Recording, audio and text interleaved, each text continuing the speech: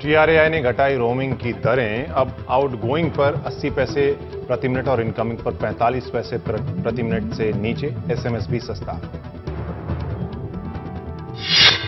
पुरानी गाड़ियों को हटाने के NGT के आदेश को लागू करने में आने वाली परेशानियां गिनाई दिल्ली के परिवहन मंत्री गोपाल राय ने। कहा, दिल्ली में हो सकती है जरूरी सामान की कमी।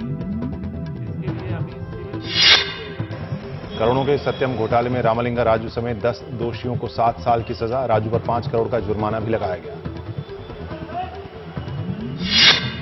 चित्तौड़ की मुठभेड़ में 20 लोगों के मारे जाने पर एक के बाद एक सवाल। शवों के घर पहुंचने के बाद फूटा लोगों का गुस्सा। प्रदर्शन जारी। बेमौसम बारिश में हजारों की फसल खोने वाले किसानों को मिल रहे हैं 150-200 रुपए का चेक। केंद्र से दोगुना मुआवजा दे रही है यूपी सरकार, लेकिन मिलने वाली रकम ऊंट के मुंह में जीरे जैसी। प्राइम टाइम में मराठी फिल्में दिखाने के खिलाफ शोभा डे के ट्वीट से नाराज शिवसेना बड़ा पाव लेकर पहुंची उनके घर। मल्टीप्लेक्स मालिकों ने किया प्राइम टाइम में मराठी फिल्में दिखाने का समर्थन। मुंबई पर हमले के आरोपी लखवी की आज हो सकती है रिहाई। लाहौर हाईकोर्ट ने दिया आदेश। भारत ने जताई नाराजगी। कहा, ऐसे आतंकी को जेल से बाहर न आने देने का जिम्मा पाकिस्तान पर। और अभी कार्यक्रम में हूं, जब उसको डिटेल देंगे ना।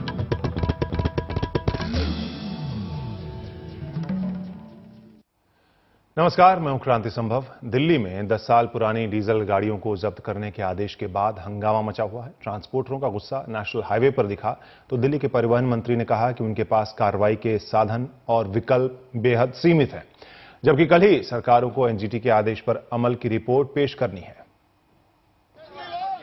दिल्ली में गाड़ियों की जब्ती का सिलसिला शुरू हुआ तो नेशनल हाईवे पर ट्रांसपोर्टरों ने जाम लगा दिया।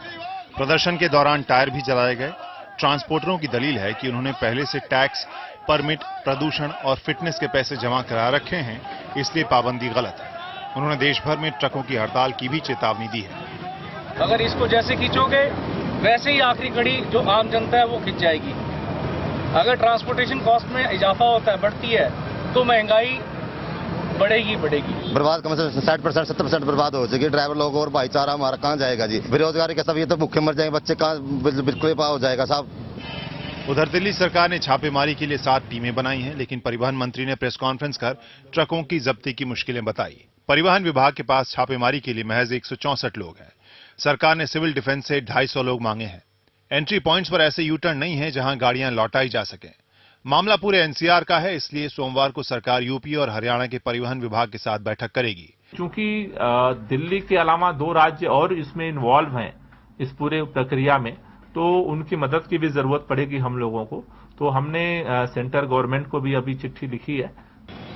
बाहर की गाड़ियों को रोकने का मतलब दिल्ली में सामान की किल्लत भी है, इसलिए सरकार भी फूंक फूंक कर कदम उठा रही है। यूपी और हरियाणा से 10 साल पुराने लाखों डीजल के ट्रकों को राजधानी की ओर आने से रोकने के लिए ट्रैफिक पुलिस के पास 2000 और दिल्ली सरकार के ट्रांसपोर्ट डिपार्टमेंट के पास महज 160 अधिकारी हैं। ऐसे में दिल्ली सरकार को एक ऐसा बीच का रास्ता निकालना है जिससे ट्रकों की हड़ताल भी न हो, जिससे खाने पीने के सामान महंगे हों और दूसरी तरफ दिल्ली की आबोहवा भी साफ सुथरी रखी जा सके। इसी के चलते दिल्ली सरकार के लिए NGT का यह फैसला किसी कड़े प्रशासनिक इम्तिहान से कम नहीं है। दिल्ली से कैमरा पर्सन जगदीश प्रकाश के साथ रवीश रंजन शुक्ला, NDTV इंडिया। इस बीच परिवहन विभाग की सख्ती से लोगों को काफी दिक्कतें आ रही हैं। दिल्ली के बदरपुर में NGT के स्थानीय कमिश्नर दूसरे शहरों से आने वाली गाड़ियों पर नजर रखे हैं, साथ ही कार्रवाई भी की जा रही है।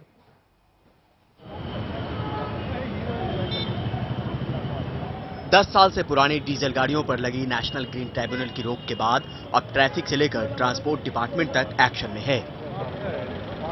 थोड़ा भी शक होते ही गाड़ियों को रोका जाता है और फिर दस्तावेज खंगाले जाते हैं। किसी का चालान कटा तो किसी की गाड़ी जब्त हो गई। नए कायदे के मुताबिक आमिर के इस मिनी ट्रक की मियाद खत्म हो गई है, लिहाजा रिटायरमेंट लेटर तैयार हो रहे हैं। सर मुझे जानकारी नहीं इस बारे में। मुझे जानकारी नहीं थी। अगर होती तो मैं काय को लेकर आता सर। विकास का स्कूटर भले पेट्रोल से चलता है, लेकिन वो 15 साल से ज्यादा पुराना है, तो कार्रवाई इस पर भी हो गई। बिल्कुल निकाल रहे थे, अभी तक निकाल रहे थे। बस ये है कि यहाँ आना ना के बराबर होता है। हमारा तो हरियाणा में आपका स्कूटर है? आपका 15 साल पुराना है। पॉल्यूशन सर्टिफिकेट नहीं होने के दायरे में राजस्थान और हरियाणा रोडवेज से लेकर डीटीसी की बसें तक आ गईं, लेकिन रियायत किसी को नहीं मिली। बिना बड़े छोटे के भेदभाव के चालान सबका हुआ। गाड़ी में सर, गाड़ी में कागज नहीं मिले हैं सर। प्रदूषण के लिए रोक रखा जी। आपके पास है कागज? कागज जो डिपो में होते हैं हमारे पास, हमको तो परमिट होता है सर गाड़ी का। इतना ही नहीं, मौके पर एनजीटी की तरफ से नियुक्त 6 लोकल कमिश्नर में से 4 बदरपुर बॉर्डर पर निगरानी करते दिखे कि संबंधित विभाग नया कानून लागू कराने में कहीं ढिलाई तो नहीं बरत रहा। साथ ही इन्हें शुक्रवार को अपनी कार्रवाई की रिपोर्ट भी पेश करनी है। एक कहावत है, हेल्थ इज वेल्थ, और ये पहल राजधानी को स्वस्थ बनाने को लेकर है। जब सवाल स्वास्थ्य से जुड़ा हो तो समझौता कैसा, और यही वजह है कि सख्ती ने विभागों की सुस्ती मिटा दी है। नई दिल्ली से कैमरा पर्सन जितिन भूटानी के साथ परिमल कुमार, एनडीटीवी इंडिया। और अब मोबाइल दरों की बात करें। टीआरएआई ने रोमिंग की दरें घटाई हैं। बताया जा रहा है कि अब रोमिंग के दौरान आउटगोइंग कॉल पर सिर्फ 80 पैसे प्रति मिनट चुकाने होंगे। साथ ही रोमिंग के दौरान इनकमिंग कॉल पर 45 पैसे प्रति मिनट आपको चुकाने होंगे। और जो इस तरह जो कटौती की गई है नेशनल रोमिंग दरों में, उस हिसाब से आप देख सकते हैं कि आउटगोइंग जो 80 पैसे प्रति मिनट हुआ है, वहीं जो इनकमिंग है वो 45 पैसे प्रति मिनट। इसके अलावा जो टेक्स्ट मैसेज यानी एसएमएस जो है वो भी 25 पैसे प्रति मिनट बताया गया है।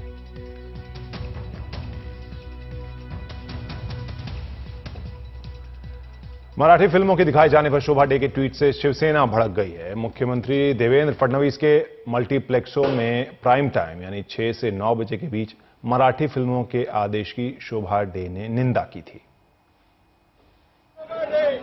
शिवसेना शोभा डे के खिलाफ सड़क पर उतर गई। वड़ा पाव और मिसल लेकर शिव सैनिक शोभा डे के घर पहुंचे।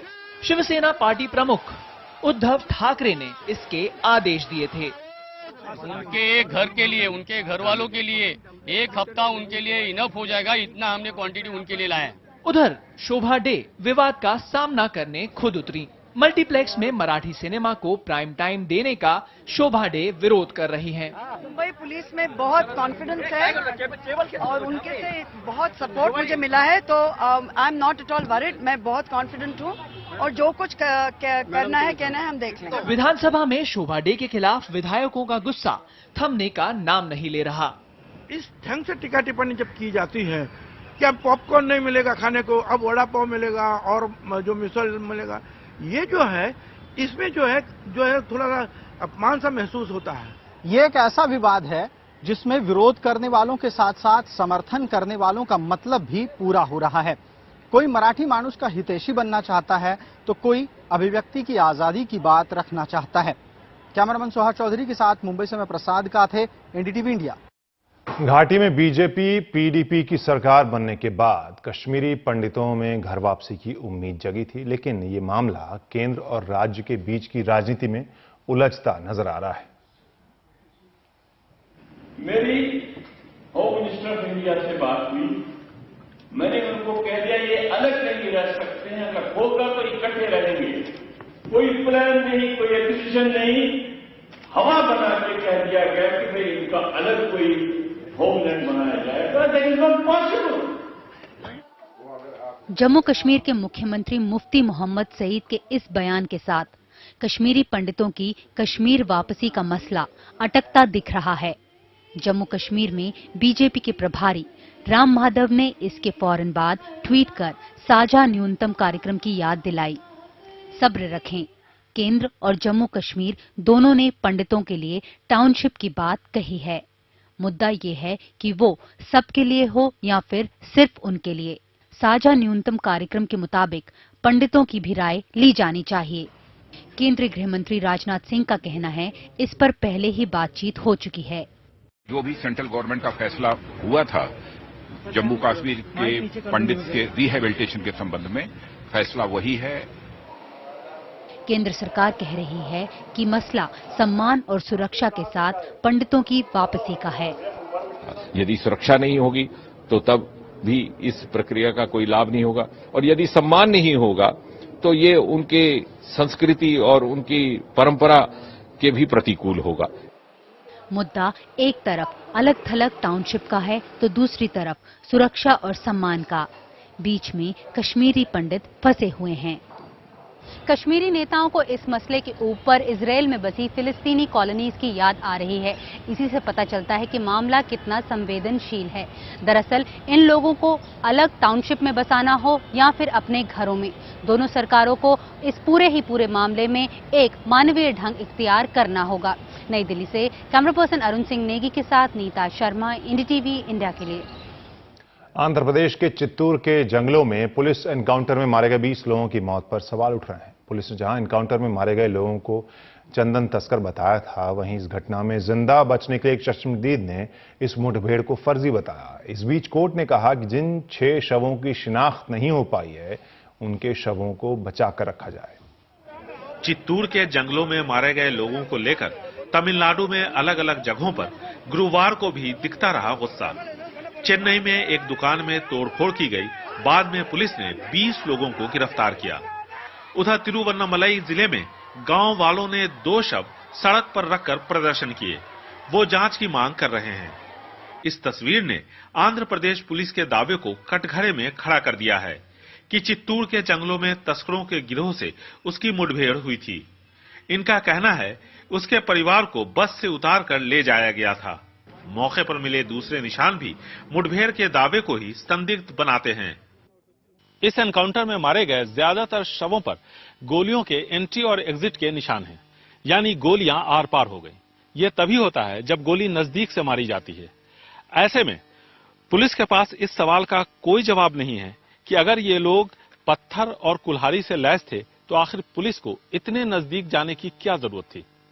The red sand locks, it is the case of the police that they cut the red sand locks and they were carrying. So that should be a fresh locks. But the locks वहाँ जो कुल्हाड़ियाँ मिली हैं वो सब नई हैं, बगैर डंडे के। साफ लगता है इनको पुलिस ने वहाँ प्लांट किया है। Naturally, the forest department, whenever they seized the red sand locks from the smugglers, and they used to paint them and mark, given some marks for identification. So that seized locks were planted besides the dead bodies. Police ने दावा किया था कि उसे गोलियां इसलिए चलानी पड़ी क्योंकि कुल्हाड़ियों और पत्थरों से लाल चंदन के तस्करों ने उन पर हमला बोल दिया था।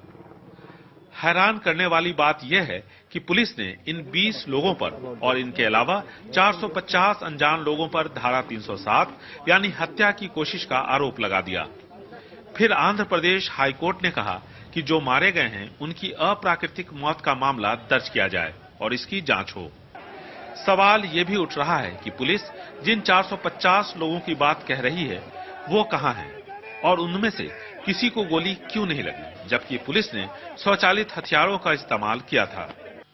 इसमें कोई दो राय नहीं है कि शेषाचलम के इस जंगल में आंध्र प्रदेश और तमिलनाडु से बड़ी तादाद में मजदूर लाए जाते हैं पेड़ों की अवैध कटाई के लिए।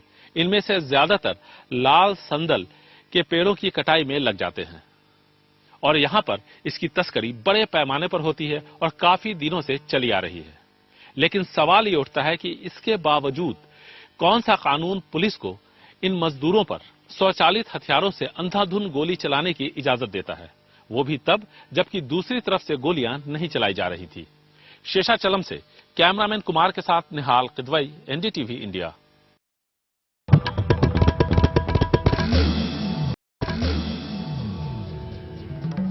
बेमौसम बारिश से बर्बाद किसानों को मिलने वाला मुआवजा ऊंट के मुंह में जीरे की तरह है। हालांकि यूपी सरकार केंद्र की तय रकम से दोगुना मुआवजा दे रही है, लेकिन फिर भी जो चेक बांटे जा रहे हैं वो 150 और 200 रुपए के हैं।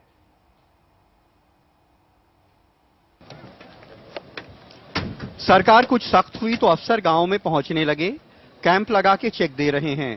फैजाबाद के इस गांव में मुआवजे की रकम तो देखिए, 187 रुपए, 188 रुपए।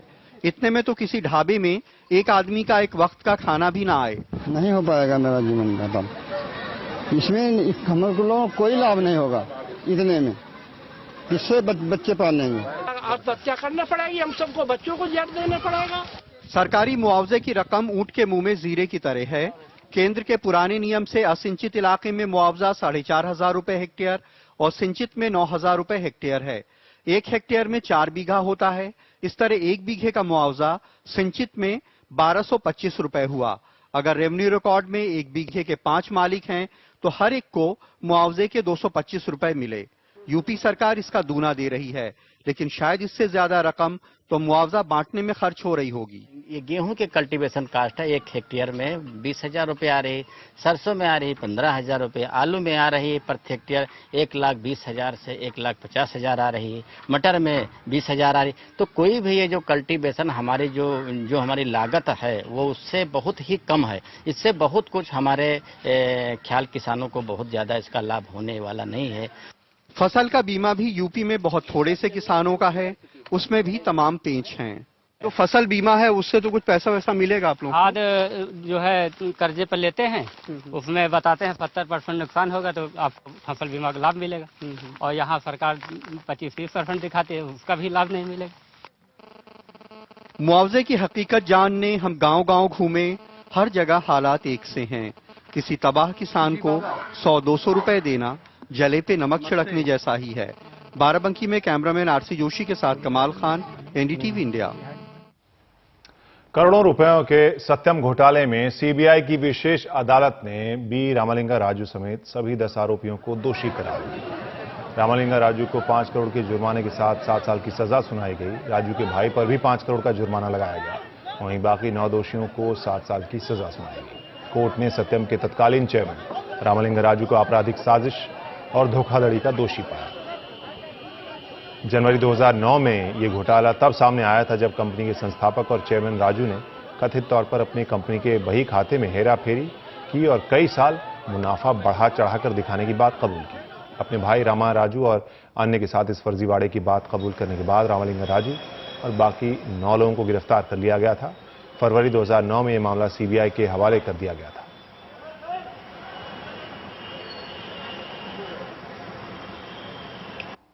और अब बात बनारस की, जहां संकट मोचन संगीत महोत्सव के पहले दिन कई बड़े फनकारों ने समा बांधा।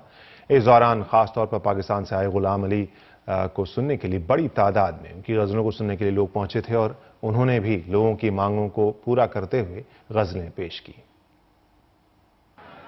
कलाकार को किसी जाति धर्म या किसी सीमा में बांधना अच्छा नहीं है, वो पूरे समाज का होता है।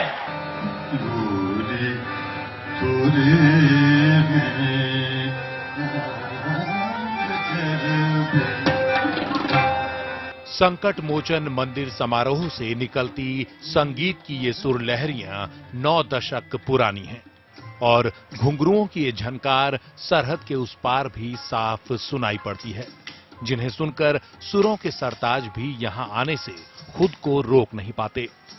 उस्ताद गुलाम अली की आवाज अमन का पैगाम बनकर आई।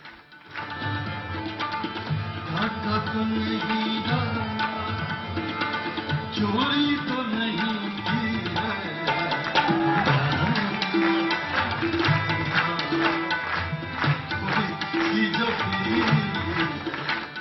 देश की सांस्कृतिक राजधानी कही जाने वाली वाराणसी में गुलाम अली ने शुरुआत उस ठुमरी से की जो यहाँ की गलियों में अरसे से गूंजती रही है। अभी आज जिससे एक देखिए ठुमरी गाए आए, तेरे बिंदे लागे ना मोरा जिया, ये बनास की है। बरसन लागे सावन दिया राजा, तेरे बिना लागे ना मोरा। 40 साल पहले सिद्धेश्वरी देवी गाती थी।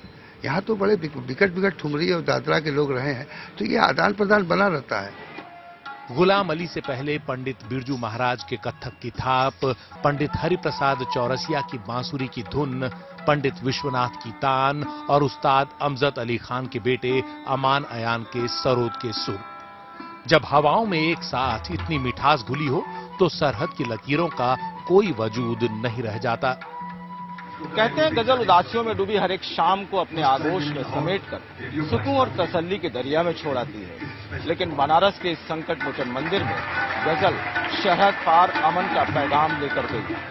इसीलिए सुरों का कोई सरहद नहीं होती और संगीत का कोई मजहब नहीं। वाराणसी से कैमरामैन रमेश और जितेंद्र बहादुर के साथ अजय सिंह, एनडीटीवी इंडिया।